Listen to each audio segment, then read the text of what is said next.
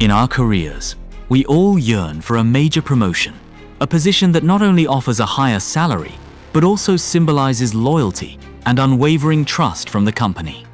Yet, at a local Target store, a woman who had just reached that glorious milestone harbored a completely different intention. On her very first day as manager, instead of demonstrating her leadership abilities, she secretly carried out a private plan, stealthily siphoning off stacks of cash from the cash registers under her direct supervision. The matter came to light on October 20th, when the financial figures showed unusually high numbers. Immediately, officers from the West Palm Beach Police Department received reports of this large-scale theft.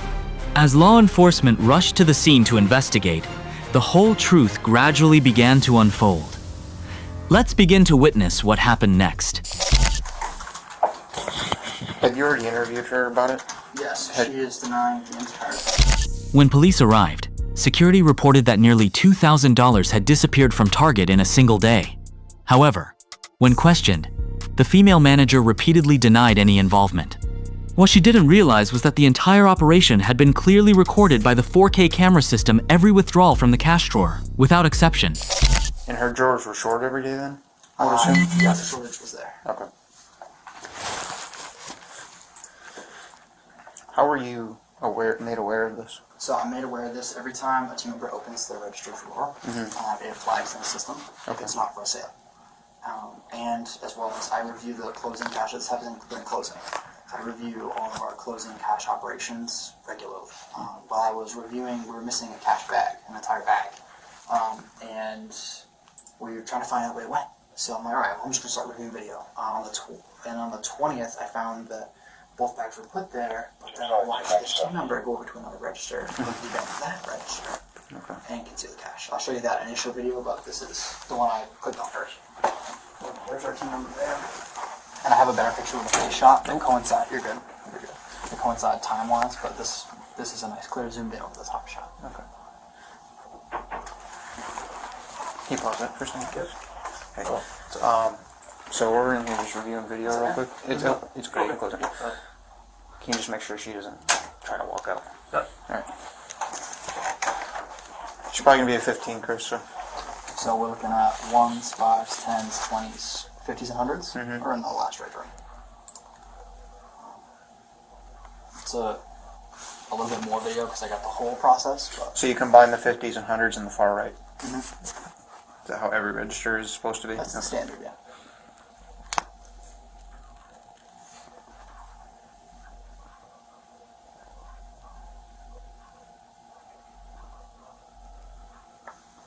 So what she does is she takes all of the money out of the register, and once she has it all out, she fans it all out, and then you can see the left side, which would be the larger bills are, because she's setting it up that way.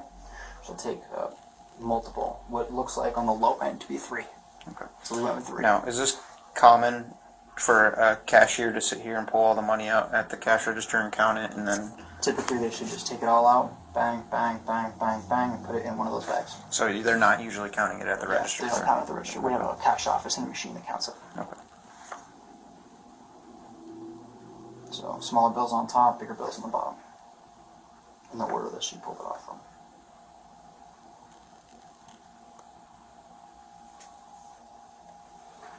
Right there, rolls it up, puts a rubber band on it, sets it on top, puts that My Device, the little phone thing, on top of it, puts the remainder of the money in the bag. Those are coupons, or manufacturer coupons. Those get processed as well. Okay. She then rebanks the register with the money that's supposed to go in there, all the way to the left.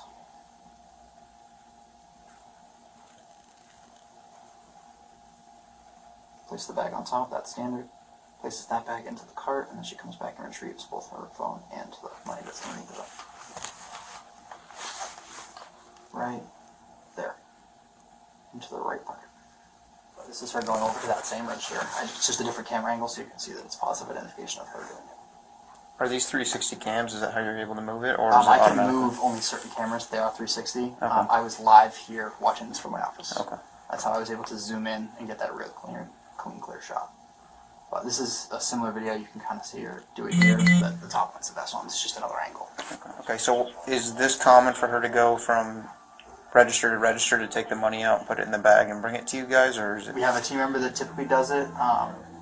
Whether it's her or another team member, it's typical practice. They go register, take the money out, put it in the bags, put it in this cart, where it locks into the cart, and then So brings to the cash this is box. what she was assigned to do that at that point. Yep, to do bank Okay. registers. I'm going to review cash. I was actually looking for a missing bag. One of these green bags was missing. So I'm like reviewing days worth of video trying to find the bag. Still haven't found it.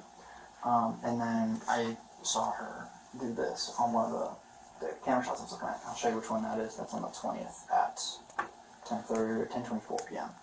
I was just curious. Yeah, no. It's really cool that it logs that way. So like even if someone's doing this on like a regular transaction, like a cash one, we can be able to see it then too. Do you think she had something to do with that bag? I can't prove it, but Okay. it went missing, and that's what triggered the whole investigation. Okay. The thief had carried out a sophisticated theft, but couldn't escape Target's tight surveillance system. After understanding the situation, the police immediately confronted the main suspect. My name's Officer Kelly. I work for West Palm Beach Police Department. I'm sure you're aware of why we're here because they told me that they had already spoken to you about it. Yeah, I don't know. Okay. But first off, before I start, I have to read you your rights. It doesn't mean you're under arrest. It just something I have to do before I ask you any questions, okay? Have you ever heard of the Miranda warnings? Okay. I'm going to read them to you after each one that I read to you. I just need you to give me a verbal yes or no if you understand it. If you don't understand it, I'll go ahead and explain it to you, okay? Alright. You have the right to remain silent and not answer any questions. Do you understand that? You have the right to the presence of a lawyer of your choice before you make any statement during any question. Do you understand that? You cannot afford a lawyer. You are entitled to the presence of a court-appointed lawyer before you make any statement during any question. Do you understand that? Any statement can and may be used against you in the court of law. Do you understand that? Any statement you make must be freely and voluntarily given. Do you understand that? If at any time during the interview you do not wish to answer any questions, you are privileged to remain silent. Do you understand that? I can make no threats or promises to induce you to make a statement. This must be of your own free will. Do you understand that? Okay. I'm just going to have you sign the back of this here. This states that I read you your rights and that you understand your rights. Does it say that on there? No. But you verbally told me. But I know that that's what the signature is for. Yeah, that is what it's for. That's not an admission of guilt or anything like that. Just stating that I read you your rights. Alright. So, as I spoke to your colleagues there, they basically are accusing you of taking an unknown amount of money at this point, somewhere close to the range of $1,400. Do you know anything about this at all? No. Okay. How long have you worked here for? Almost 3 years. Okay, and you've had no other issues like this within the last 3 years, correct? I noticed on camera that you were responsible for going from register to register and taking the money out of the drawer. Is that a common practice of Yes. yours? Okay. And what is included in that practice? What do you do? Can you explain to me? So I am taking the money from the day out and putting new money for the next day. Okay. And when you take the money out, do you count it or anything like that? No, So there's no you need just. to. So how would you take it out of the drawer? Just take it out, put it in the red or green bag, and then put the next bag into the... Okay. So you basically just go from each money slot, pull it out, place it in a bag. Don't look at it or anything. Right. Okay. I fix it up if I need to, but So if it's out of order or something, Yeah. you'll fix it up? Okay. Would there be any reason why you would roll up money? No. Okay. So you wouldn't roll it into any kind of like money roll and then put a rubber band over it or anything? No. Okay. So when I was watching the video footage, it's pretty clear that it's what you were doing is rolling it into a money roll, placing a rubber band over it, and then placing it on top of the desk. Why would you be doing that? I didn't do that, so. You didn't do that? Okay. So why would the video footage show you doing that? Okay. You see where I'm at here, right? I'm watching a video footage that's unedited from the department store who has no reason to accuse you of this. I don't know if it's unedited, but I have never done anything like that. Okay. Is there anything else you'd like to add to this? Okay. All right.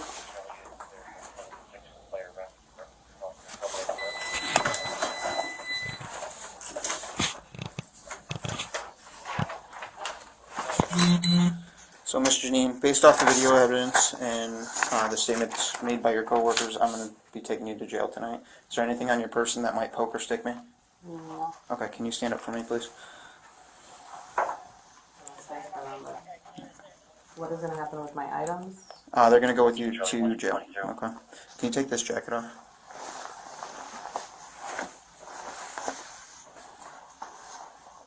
Okay, thank you. And when do I get to speak to a lawyer? That will be after processing. So once you get processed into the jail, then you'll have an opportunity to call whoever you would like.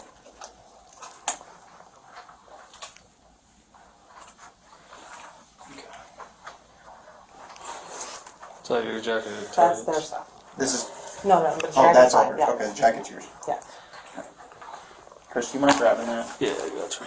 Is there no other pleasant way to do this, like walking out of the store? Unfortunately, no, because once you're in our custody, we have to place you in handcuffs in case you try to run away. We've had people run away and crack their head, so it's a liability thing. So we have to detain you like this, unfortunately. And you guys can walk me out of side doors, I'm assuming? If there is a side door available, yeah, you can do that. No, see why not. However, our cars are parked at the front. So I know you guys know the fire emergency doors or whatever. I've actually never been to them, so I don't know that. Especially we don't know how to get downstairs either. Are you I'm guys sure they able to do. walk us outside? Because that's really embarrassing. They're going to be embarrassed after they are proven wrong.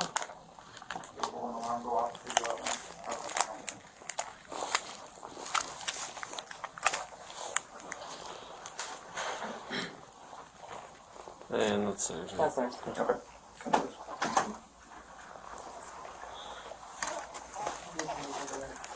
I'll just walk with you. Can one of you guys lead us out? Yeah. Okay. Thank you.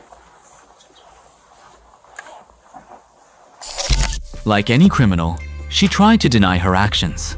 However, faced with the compelling arguments and irrefutable evidence from the CCTV system, all her pretense became meaningless. Inevitably, handcuffs were placed on her, sealing her complacency.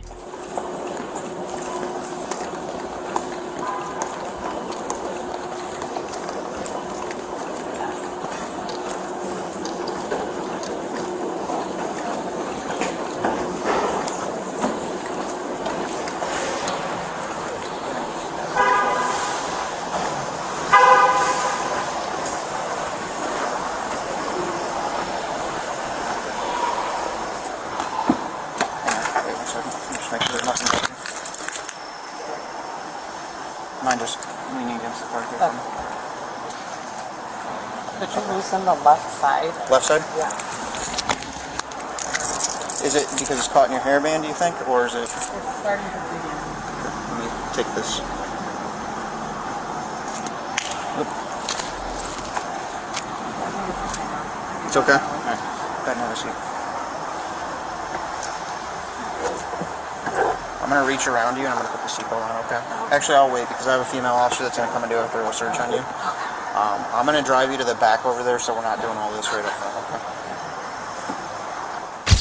okay? In the end, the female manager was sentenced to 12 months of probation and ordered to pay $2,500 in restitution to Target.